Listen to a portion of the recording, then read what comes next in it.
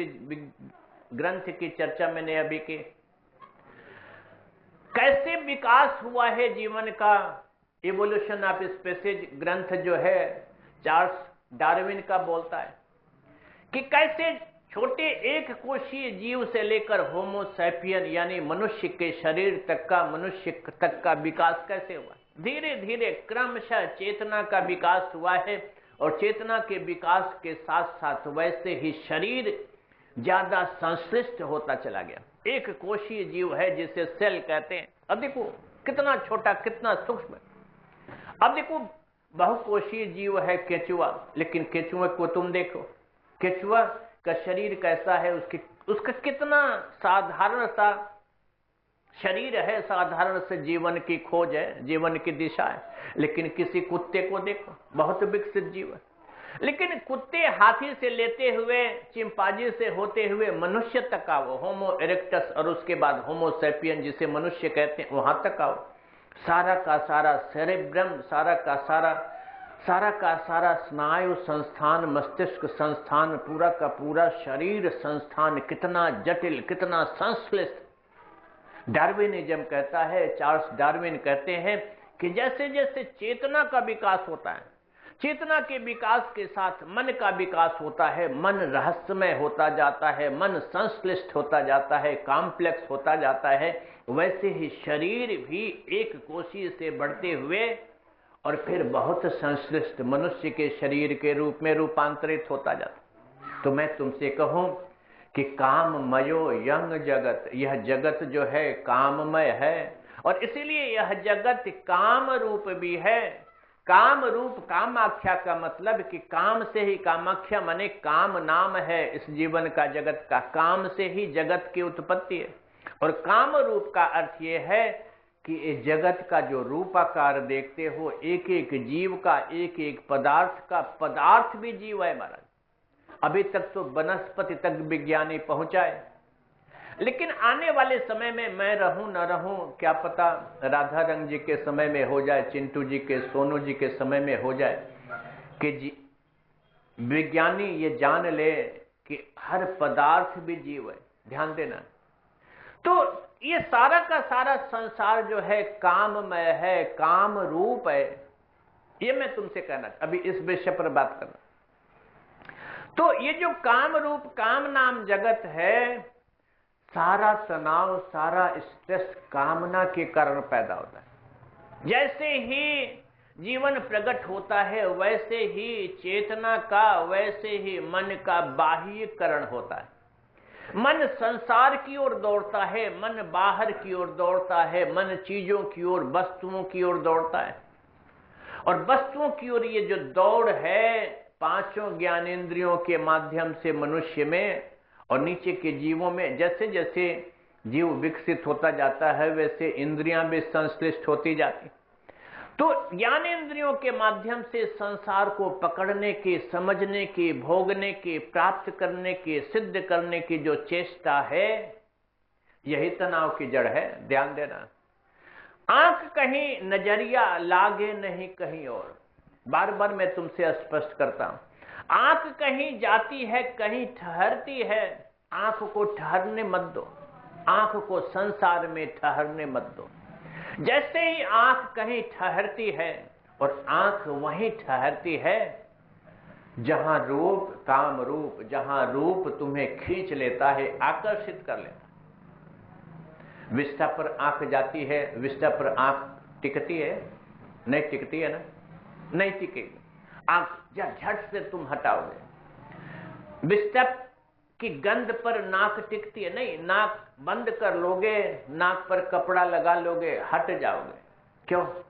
जो भी विकर्षणकारी है, जो भी कुरूप है, जो भी असुंदर है, जो भी अनाकर्षक है, वहां इंद्रियां नहीं टिकती, वहां मन नहीं टिकता। जहां भी सुंदरता तुम्हें दिखाई देती है, जहां भी मधुरता दिखाई देती है, वहां इंद्रियों, पहले इंद्रियां पहुंचती हैं, इंद्रियों की खिड़की से मन जाकर चिपक जाता है। ये मन का जो चिपकना है, फिर उस वस्तु से लगाव को उत्पन्न कर देता है। संक्षेप में कहता हूं, लगाव से चाहना पैदा होती। चाहना से उस वस्तु को प्राप्त कर लेने की इच्छा पैदा होती, और प्राप्त अगर कर लिया तो उस वस्तु को बनाए रखने के, उस पर स्वामित्व की इच्छा पैदा होती। धन तुम पैदा कर लो थोड़ा सा, तो फिर धन पर स्वामित्व की इच्छा पैदा। कल मैं देख रहा था, नजीर अकबराबादी बहुत बड़े शायर हुए, उर्दू के बहुत बड़े शायर हुए। अकबराबाद में रहते थे नजीर, और बड़ी फकीर जैसा ही जीवन था। बड़े सुंदर नज़में लिखी हैं उन्होंने। मुजफ्फर अली जिन्होंने उमराव जान बनाई, हिंदुस्तान का एक बहुत मानी जाने फिल्म उमराव जान, बड़ी सुंदर फिल्म, खूबसूरत फिल्म बनाई मुजफ्फर अली ने। उन्हीं मुजफ्फर अली ने एक डॉक्यूमेंट्री नजीर अकबराबादी की पर बनाई। वो डॉक्यूमेंट्री देखने का मुझे अवसर मिला। मैं देख रहा था कि नजीर अकबराबादी बहुत बड़े शायर, लेकिन फकीरी का जीवन, बड़ी तंग दस्ती का जीवन, तंग हाली का जीवन। बगल का शहर लखनऊ के नवाब को पता चला, तो लखनऊ के नवाब ने अपना आदमी भेजा, अपना संदेशवाहक भेजा। नजीर अकबराबादी के पास संदेशवाहक पहुंचा। नजीर से कहा, हुजूर आपको नवाब ने याद किया है, आप चलिए और वहां उनके दरबार में आप शोभा बढ़ाइए, और पेशगी के रूप में ये नजराना नवाब साहब ने आपको भेजा है 3000। अब उस समय मुझे याद नहीं, उस समय कौन सा वो चलता था डॉक्टर साहब, आज से 100-150 साल पहले कौन सी चीज, रुपया ही चलता था ना।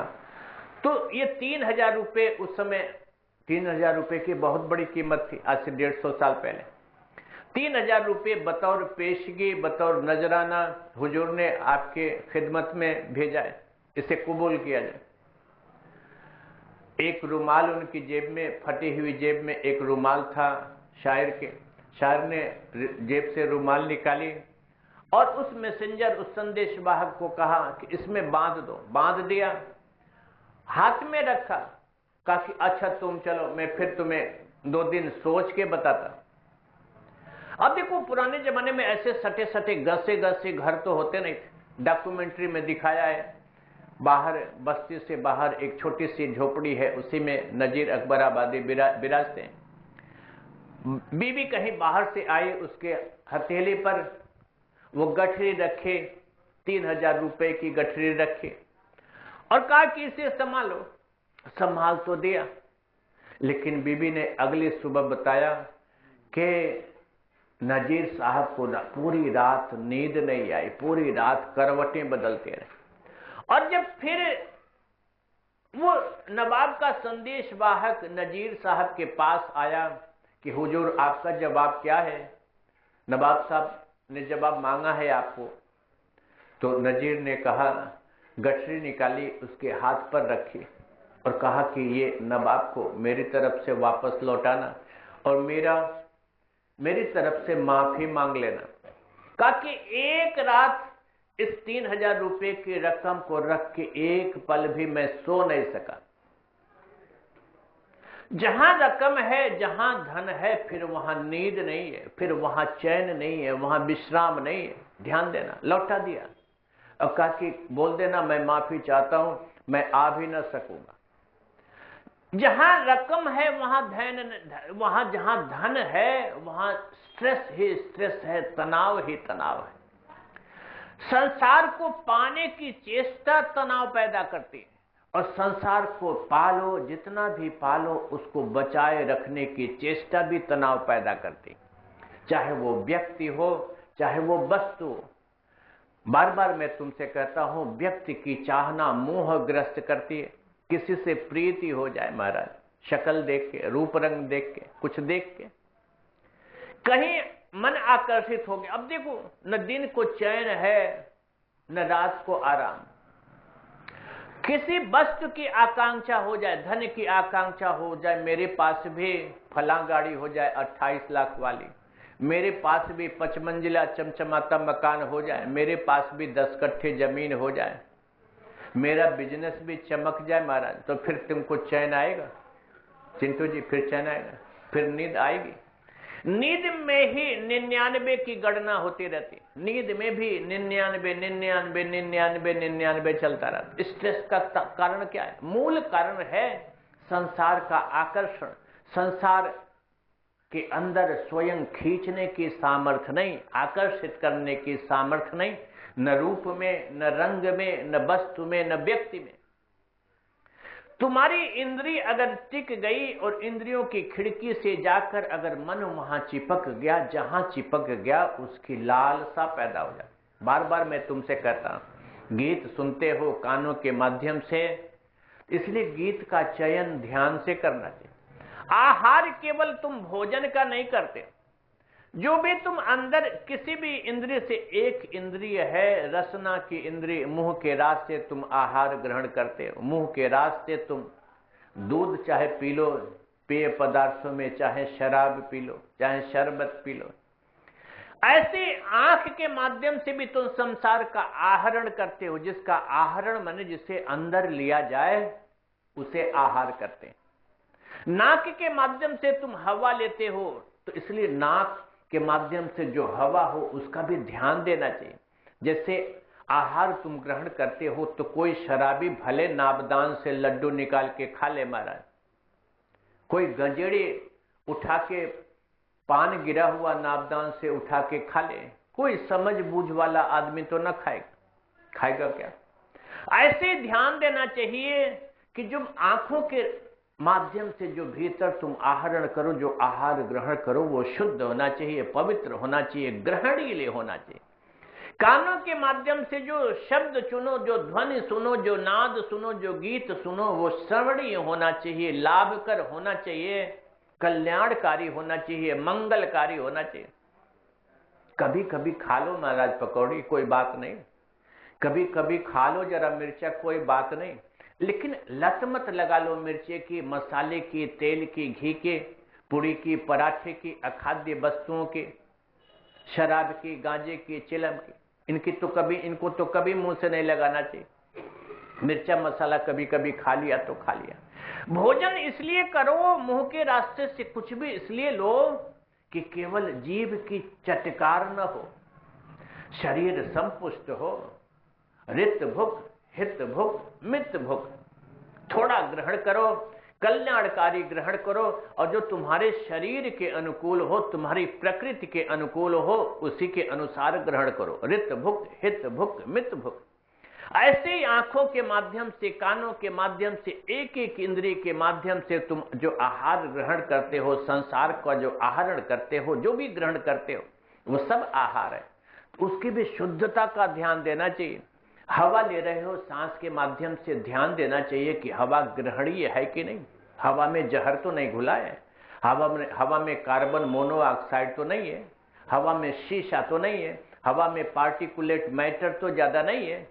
ओबामा साहब आ रहे हैं और जहां पर 26 जनवरी का कार्यक्रम होना है, वहां जितना सही सीमा है पार्टिकुलेट मैटर की, पदार्थों की हवा में, उससे 3 गुना, 2.5 गुना से लेकर 3 गुना सही सीमा की जो अंतिम पराकाष्ठ है, उससे 3 गुना तक उस क्षेत्र में जहां ओबामा साहब उतरेंगे, हवा में पार्टिकुलेट मैटर है, यानी जो पदार्थ कण है, धूल इत्यादि के जो कण हैं, तमाम प्रकार के धातुओं के जो कण हैं, वो जितनी सही सीमा है उसके 2.5 गुना 3 गुना तक ऊपर है। अब बताओ, उससे सांस की बीमारी होगी, उससे स्नायु तंत्र की बीमारी हो, उससे तमाम रोग, गहरे रोग पैदा होंगे।